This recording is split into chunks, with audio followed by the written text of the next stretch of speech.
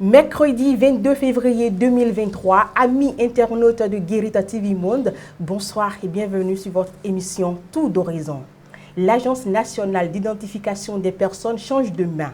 Selon le Conseil des ministres de ce mercredi 22 février 2023, Cyril Goubeidi vient d'être déchargé et remplacé par Pascal Nyamulenda. S'agit-il de l'ancien maire de Kigali, car telle est son identité?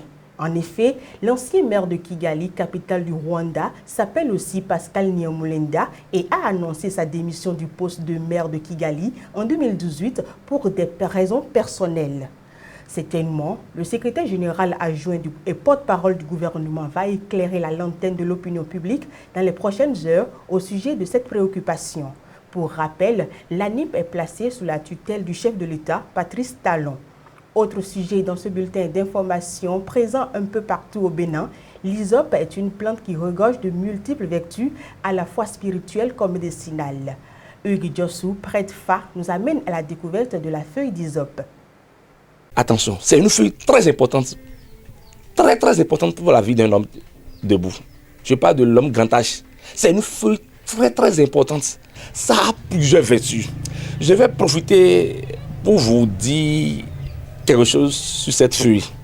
Si vous prenez cette feuille, si vous prenez la feuille que j'ai dans la main ici là, vous savez bien cette feuille, regardez là. Vous comptez les feuilles que ça a sur la branche. Vous prenez une branche comme ça. Regardez la branche, vous comptez 1, 2, 3, 4, 5, 6, 7. Une femme prend ça là, 7. Une autre encore, 7. Une autre encore, là, je prends une branche qui a 7 feuilles, 7 fois. Il peut structurer, elle filtrer cela.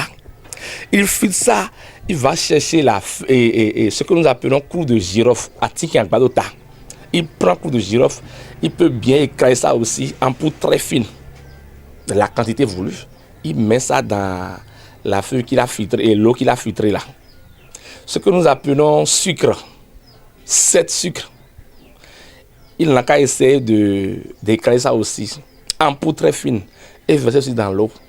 Il peut se laver avec. Le chemin souffle. C'est au niveau de la protection et c'est au niveau c'est du déblocage aussi. Pour toi qui crie tous les jours, vraiment, je suis allé au marché, je n'ai rien vu. Je suis allé au marché, je ne vois rien. Je ne comprends plus la journée d'aujourd'hui. Je n'ai pas la chance d'homme, vous me suivez un peu. Je n'ai pas la chance de ci et de ça. Ça a plusieurs remèdes, ça a plusieurs vertus, ça a plusieurs... On ne peut même pas le dire, je ne peux même pas tout dire sur l'antenne ce que cette feuille fait. Je peux vous dire de façon ramassée. Je prends par là pour vous dire encore une petite recette. Si vous prenez cette même feuille, pareil pour l'homme aussi, l'homme va prendre 9, la femme prend 7. Si vous prenez cette feuille, la quantité voulue, et vous triturez, pour ceux qui, vous m'excusez un peu, pour ceux qui font l'amour, s'ils n'ont pas le savon qu'il faut pour se purifier, avec ça, vous vous purifiez déjà, vous êtes déjà sain et sauf. Je vous donne encore un exemple terre à terre. Si vous prenez cette même feuille et vous triturez avec l'eau de la mer, ce que nous appelons roussin, et vous cherchez un peu de trucs là, et à Tinkabao, toujours dedans. Pour ceux qui vont dans les marchés, ils peuvent prendre ça pour assurer là où ils veulent installer leurs étalages et voyez la journée. Je le confirme en toute sincérité. Ainsi prend fin le bulletin d'information. Nous allons à présent marquer une courte pause pour la pub. Vous prenez grand soin de votre corps au quotidien. Qu'en est-il de votre esprit? Il est temps de trouver la solution aux problèmes qui vous empêchent d'évoluer. Il est temps de débloquer ce qui vous bloque. Il est temps d'apprendre à manipuler les clés de la vie. Pour y arriver, suivez cette émission. En dehors de moi, qui suis-je? Guérita TV Monde vous l'offre pour éclairer votre chemin. En dehors de moi, qui suis-je? C'est tous les jeudis à partir de 21h avec Charles Albandaoui aux commandes. Guérita TV Monde, le leader des web TV. De retour sur ce plateau, recevons à présent Charles Albandaoui dans le forum de discussion. Charles Albandaoui, bonsoir. Bonsoir, Faouzia Sefo. 10 jours seulement après l'installation des députés de la 9e législature et le gouvernement est déjà invité à répondre à une question d'actualité. Oui, vous savez qu'à l'installation de cette législature, le Parti Les Démocrates, notamment ses députés élus, ont donné, comme on peut le dire ainsi, eh bien, le signal de ce que va être cette mandature-là. Ils ont donné une idée de comment est-ce qu'ils vont se comporter au cours de cette mandature-là. Donc, le jour même de leur installation, il y avait eu le discours du vice-président de ce parti, Nourenou Achadé, qui avait déjà donné la ligne qu'ils vont devoir suivre. C'était un peu comme ce qu'on peut appeler le programme d'action parlementaire de ce groupe donc de députés-là. Donc, il n'est pas donc étonnant de voir cette action-là qui vient 10 jours seulement après leur installation. Et parlant donc de cette question d'actualité-là, concernant le drame de Dassa, je pense qu'en tant qu'élu du peuple, que l'on soit démocrate, républicain ou progressiste, c'est une question qui doit concerner, qui doit attirer l'attention de tout le monde, puisque ceux qui sont décédés dans ce drame-là auraient pu être n'importe qui, auraient pu être même l'un des députés qui se trouve donc au Parlement. On peut dire que c'est une question qui est forcément la bienvenue, et quand vous examinez un peu, vous voyez que c'est une question qui est posée en 12 points, et dans ces 12 points-là, on peut voir revenir par exemple la question liée aux moyens dont disposent les sapeurs-pompiers au Bénin. Et voilà, quand on met en relief ce genre de choses, c'est pour dire qu'il s'agit de la sécurité de tous les Béninois qui préoccupent donc ce groupe de députés-là à travers donc cette question qui est posée. Vous pouvez voir dans les différents aspects de cette question-là, eh bien, le fait qu'on évoque la situation des sapeurs-pompiers de Dassa, qu'est-ce qui a justifié le fait que leur base, qui est seulement à 500 mètres environ du lieu où le drame s'est produit, qu'est-ce qui explique le fait qu'eux ne sont pas intervenus et que ce soit bien, les sapeurs-pompiers qui se trouvent à Savalou à une trentaine de kilomètres et qui soient venus près d'une heure après, quand le drame avait déjà eu le temps de se produire. Donc voilà un peu quelques aspects de ces questions-là. Et il est important que les gens puissent comprendre que ce n'est pas une action qui est forcément menée contre le gouvernement, mais forcément c'est une action qui est menée pour éclairer la lanterne de l'opinion publique. Et pour conclure sur cette question-là, il faut faire remarquer que, en fait, une question d'actualité adressée au gouvernement, ce n'est pas un événement, d'accord? Ce n'est pas un événement, c'est des choses qui se sont passées par le passé et qui vont continuer à se passer, seulement que sous la 9e législature, l'écho que les questions, que ce soit orales, d'actualité ou questions écrites, l'écho de ces questions-là, eh bien, ne sera pas le même que ce qu'on a connu lors de la 8e législature, où on a même entendu des députés dire, mais écoutez, pour même des questions, il y avait un jour qui était programmé, et on entend des députés dire, mais oui, on s'entendait en coulisses déjà avec les membres du gouvernement. Donc, vous voyez, il n'y avait pas vraiment d'écho et ça n'attirait pas vraiment l'attention.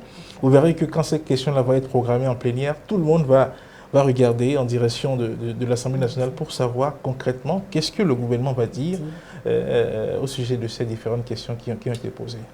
Charles Alban Daoui, quelles chances ces questions ont-elles d'être inscrites à l'ordre du jour d'une section? Oui, bon, vous savez, hein, la question d'actualité, elle est mentionnée dans le règlement intérieur du Parlement, notamment à l'article 110, et dans la question, dans le libellé de la question, il est rappelé cet article-là. Et donc, la question, pour l'instant, je crois, est déposée sur la table de la conférence des présidents qui se charge donc de programmer les séances au Parlement et d'inscrire les points à l'ordre du jour. Et dans le règlement intérieur également, il est mentionné les éléments qu'il faut pour prendre en compte une question d'actualité. Et quand on parle de questions d'actualité ici, le drame de Dassa est survenu le 29 janvier 2023. Nous sommes aujourd'hui le 22, ça fait même pas encore un mois. Et le drame qui a plongé tout le Bénin dans les mois, il y en a encore qui continuent de pleurer, encore que les corps qui ont été calcinés n'ont pas encore été identifiés. Ce n'est que récemment que les tests ADN ont été rendus disponibles. On ne sait pas encore concrètement quel est le contenu de ces résultats. Donc, la question d'actualité, hein, le caractère actuel de cette question-là ne peut pas être discuté. Et le côté intérêt général de cette question-là, qui est également mentionné dans le règlement intérieur et qui doit amener les membres de la conférence des présidents à prendre cela en compte, c'est qu'il s'agit de questions il s'agit d'un drame qui aurait pu survenir, qui aurait pu affecter tout Béninois. Et donc, du coup, le caractère intérêt général se retrouve également dans cette question-là. Donc, en temps normal, il ne devrait pas avoir de discussion, il ne devrait pas avoir blocage, il ne devrait pas avoir une situation qui empêcherait donc de programmer cette question-là lors de la prochaine session parlementaire. Rien ne devrait empêcher cela. Et l'autre chose aussi, c'est que le gouvernement est tenu de répondre à cela, puisque dans le règlement intérieur de l'Assemblée nationale, il est dit, au point 110-2, que les questions d'actualité sont posées au gouvernement qui y répond. C'est dit clairement là-dedans. Donc, vous voyez, il n'y a pas de raison pour que la réponse à ces questions ne vienne pas. On a juste à attendre dans les jours à venir pour voir effectivement qu'est-ce que le gouvernement aura à dire en ce qui concerne ce drame-là qui est survenu à Dassa et en ce qui concerne tout ce qui a été fait et quelles dispositions il faut prendre pour que désormais, ce genre de choses, si ça arrivait, on puisse intervenir promptement pour apporter des solutions aux problèmes qui se posent sur nos axes routiers. Parce que oui, il faut le dire, il faut agir également pour prévenir cela en intervenant de façon assez responsable au sein des compagnies, en les amenant à respecter un certain nombre de choses pour que la vie des passagers qui se retrouvent à bord de leur véhicule ne soit pas menacée. Merci à vous, Charles Albandaoui. C'est moi qui vous remercie. C'est ainsi terminé pour le forum de discussion. Recevez à présent l'invité du jour.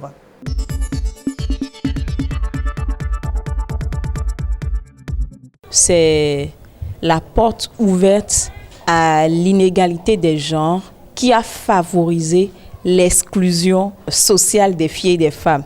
Et donc, pour parler de l'inclusion sociale, il faut dire que nous mettons en œuvre plusieurs initiatives. Au sein de ces initiatives-là, l'objectif est de mettre les victimes, je vais dire, de cette exclusion-là au sein de ces initiatives afin que nous ayons moins d'éléphants blancs et afin que l'initiative puisse mieux être adaptée et profiter à la cible.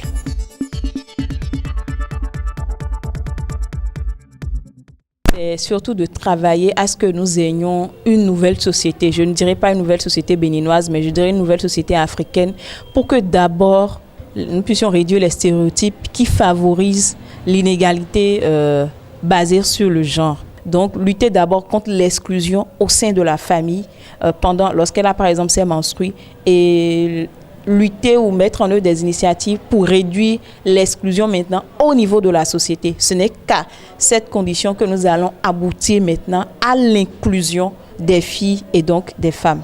Avant de mettre un terme à votre émission Tour d'horizon, suivons ensemble la vidéo du jour.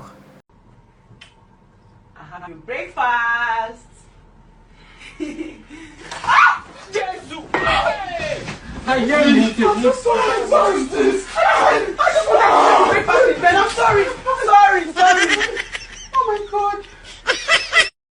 Pour être grand, il faut d'abord apprendre à être petit. L'humilité est la base de toute véritable grandeur. À bientôt.